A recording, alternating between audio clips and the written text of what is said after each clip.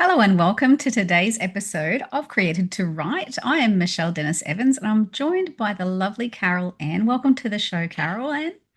Thank you for having me, Michelle. That is so fine, so fine. So tell us where you're based and just give us a little bit of a intro to yourself.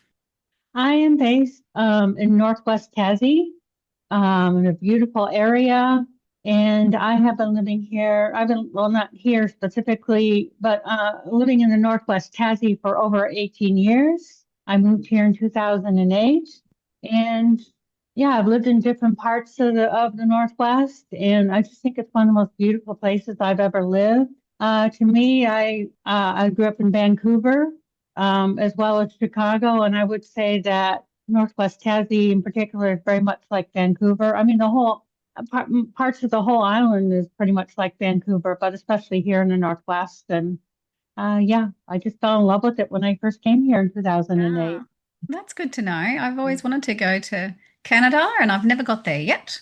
So it's on the Yeah, it's on the it's list. really beautiful. Yeah. Yeah, and tell us about your writing. What's the most amazing part of your writing where you felt highly favored so far? Oh gosh, when I got published in Tracy Miles' book, it's a divorce and separate a Christian divorce and separation workbook. I didn't even know that there was such a thing, but I was chosen was one out of 20 authors that was chosen out of like I don't know how many applicants, but there was a lot of applicants, and this was through Compel. This is through Tracy Miles. She's with Proverbs 31 Ministries, and she's been a Christian author for a long time. And there happened to be this challenge that came about, and I was like, yeah, I could do this challenge. So it was a short story. So yeah, and it was about divorce and separation. And because I had been married twice, and my first husband divorced from, my second one separated from before he passed away, I was able to write about it. And I can't even begin to tell you when she wrote back and she said, "You were one of the authors that was picked." I mean, it's just, yeah, it was just so awesome. Yeah, wow. That moment, hey? Absolutely. Yeah, I've never been published before, so it was just like, wow.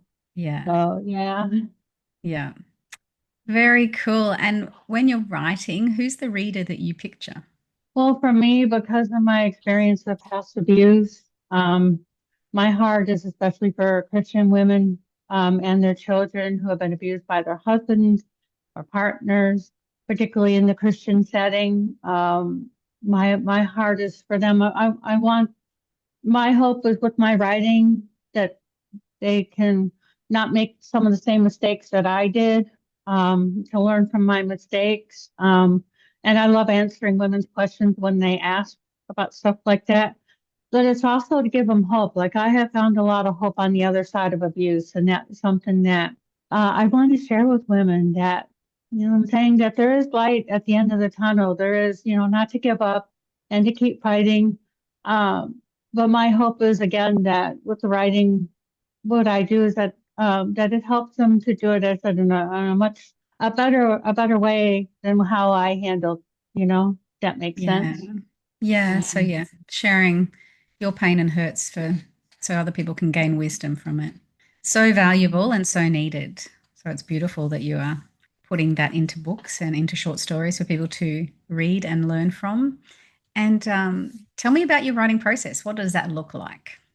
Well, because I'm also a speaker too, I'm a domestic violence advocate. So what I do is I try to get my head around, okay, what's this what am I being asked to write or what have I been tapped to write? And so I think about it, I pray about it. And then what I need to do because I have autism and ADHD, I need to have good long chunks of time where I can just sit down and just start writing. So I'll start doing maybe a rough copy and then and it might take several rough copies, especially when I'm doing speeches because they have to be a certain word count and it has to be on a specific topic. And I've actually found those to be harder to get my head around than doing what I did for Tracy Miles or even for the other book project that I did. I don't know why that is, but yeah, but once I get going, then because the way that I'm envisioning it in my head is that I'm saying to them what I wish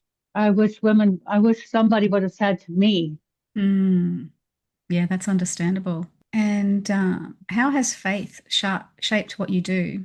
Well, for me, faith is very important. For me, I have been part of a group, as you know, called Celebrate Recovery. That is discipleship, healing, recovery ministry, where our only higher power is Jesus Christ. And I found this not only after my abusive husband died, but 6 months later, my mom died suddenly.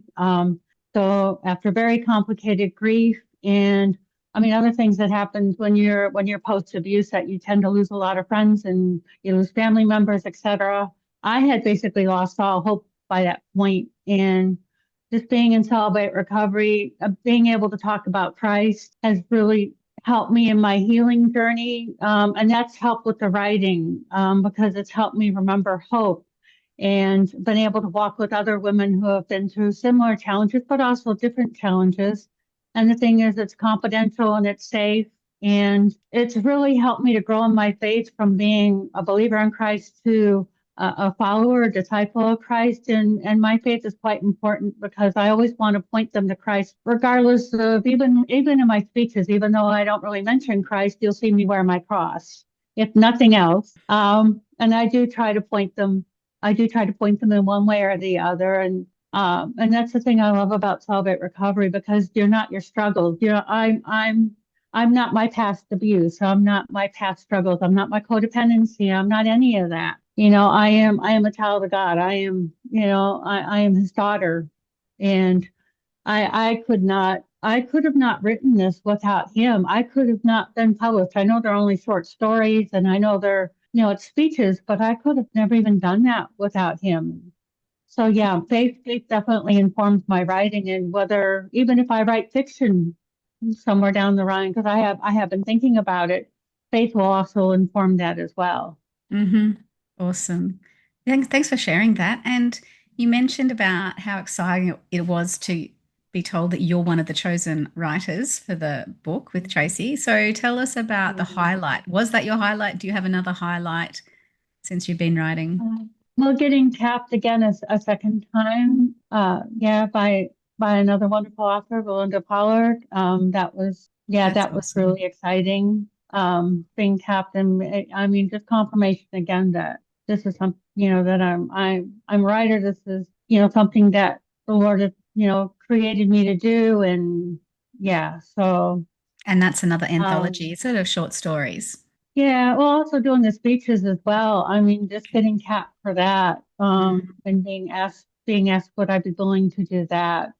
It is a highlight because I feel it's a chance to share, as I said, to be that woman who can speak into somebody else's life the way I wish someone would have spoken into mine, Hmm. but not just stopping there, but also giving them hope. And I do tell them quite a bit about, I do tell them about Celebrate Recovery because I mean, yes, there's been counseling and there's been grief groups, there's been, prayer ministries, that sort of stuff, and they've been wonderful, but nothing has helped me as much as Celebrate Recovery. So, I always want to show that hope, even if I'm just talking, sharing about the pain, past Hmm. abuse and all that. Yeah, that's great. Yeah, that's awesome. Thank Um, you. yeah, I love that. Now, there's a lot of people who are just starting out writing or they've written something and they're not sure what to do. What's some advice that you would like to pass? Hmm. For me, it was just, I was looking for an opportunity to write. I happen to be part of Compel that, as I said, that time. And the opportunity just came. And even though I didn't know if I get picked or not, excuse me, I just dove in and I did it. And I feel that way. I would say every time, even doing the other project I mentioned. I mean, because I'm actually part of two DB projects. So, just different little projects that I'm part of, different organizations and things like that. So every time I get asked, it's like, "Ooh, wow, Lord, thank you for this opportunity." And it's like, okay, how am I going to get my head around this? And then I just sit down and do it. And the Lord makes it happen. You know what I'm saying? I never know. I mean, because it's never the same story twice. I don't tell it the same way Hmm. every time. So I never know. And I'm learning that the Lord's bringing out different things as I write. And I just love that. I just love this. I love what he brings out in my writing. And yeah, Beautiful. So that is just sit down and do it and lean into the Lord. Great yeah, advice. Yeah. yeah. Perfect. If you're still watching the show, please drop a like, subscribe, go find Carol Ann and follow her as well. Do you have some links that I can pop down in the show notes? Yes, I do have, yeah, Facebook, Instagram. Yep, I'd be happy to give you those. Perfect. Alrighty. Thank you for joining me on today's show, and we look forward to seeing you all again on the next episode of Created to Write.